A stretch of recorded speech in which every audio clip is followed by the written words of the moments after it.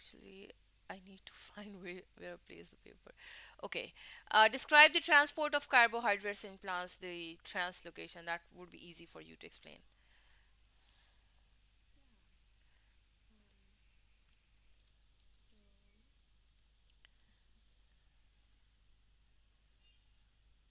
First of all, you need to tell where they are formed or where they are produced.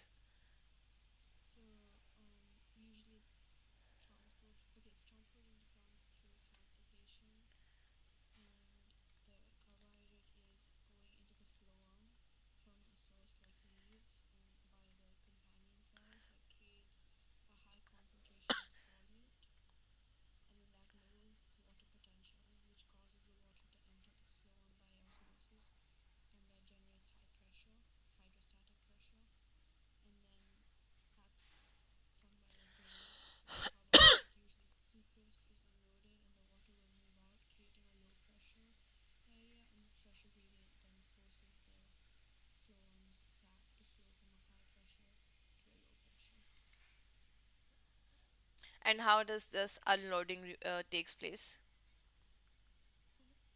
How do this unloading takes place? Through active transport. That's why phloem has lots of companion cells. Okay, so we have discussed about the translocation, we have discussed from where they're moving, then we have discussed this.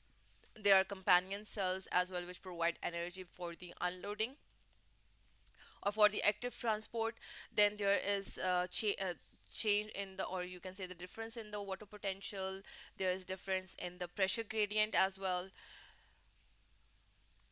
and they move from source to sink. This is all we discuss. Is it so? Okay. So let's move to the next question. The next question is about compare and contrast the structure of starch and cellulose. I guess this is the easiest question.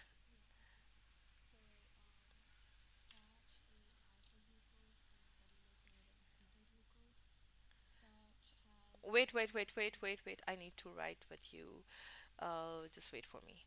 So the very first thing that you have mentioned, you have told the differences. Okay, contrast. Starch, alpha glucose, cellulose, beta glucose,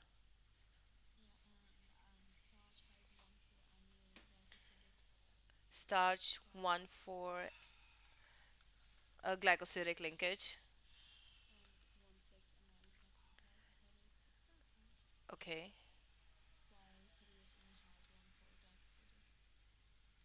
okay. Amylopectin.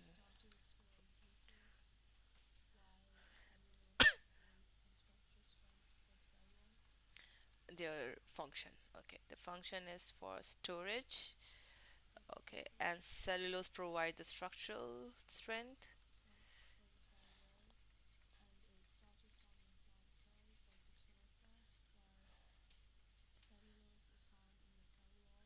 and cell wall.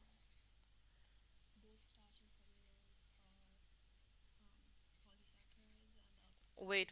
Now the similarities. The similarity is both are polysaccharides.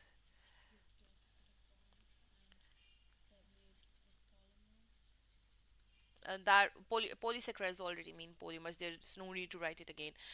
Polysaccharides and what you have mentioned. You said one more point. The glycosidic bond.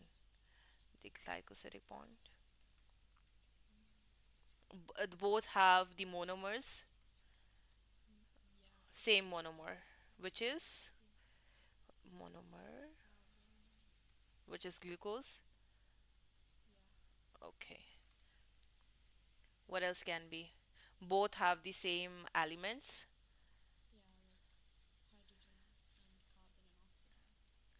Hydrogen, carbon, and oxygen. Okay. So we need to, for 6 marks, we need to explain all at least three similarities and three differences. Good. So let's move to the next, last, I guess, question. It's okay.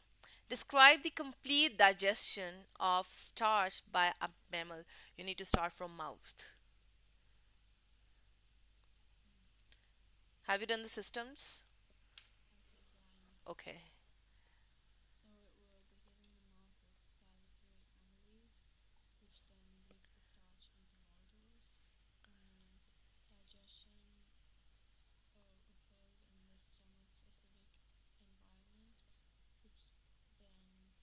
Okay, just tell me, uh, does this acidic environment affect the maltose or just starch?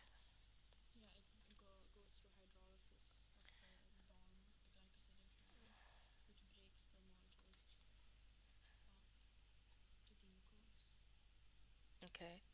Okay. Let me rephrase it because I haven't asked about the complete digestion of starch. I'm just asking what. Okay, just tell me this. What is present inside the stomach? What is present inside the stomach? Like which chemicals? Will it be pepsin? Yeah, it's pepsin, ethyl, and mucus. Okay, so they are not directly affecting the starch. So we say the starch is not going to digest in stomach. It passes to the small intestine. It won't digest in stomach. Okay, because here the pH is different. The enzyme is not present. So the enzyme that is carried from mouth into the stomach has already denatured because of this HCl, because the acidic environment, because of the acidic environment. In mouse we have a neutral environment which is around 7 to 8, while in stomach the pH is around 1 till 2. So this salivary amylase is going to be denatured when it reaches the stomach. So there's no need to mention this part. Okay, stomach is not going to take any part.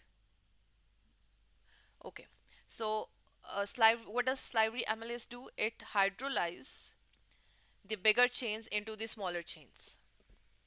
Okay, then what happens to this maltose? Kept hydrolyzed. Okay, in and finally converted into glucose. What else can be mentioned? This maltose, the enzyme is missing.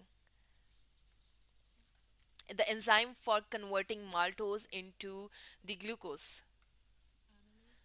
Maltose. It's maltose, not starch. What would be the maltase? Okay. So I guess this one is enough. So this is all about paper of 22.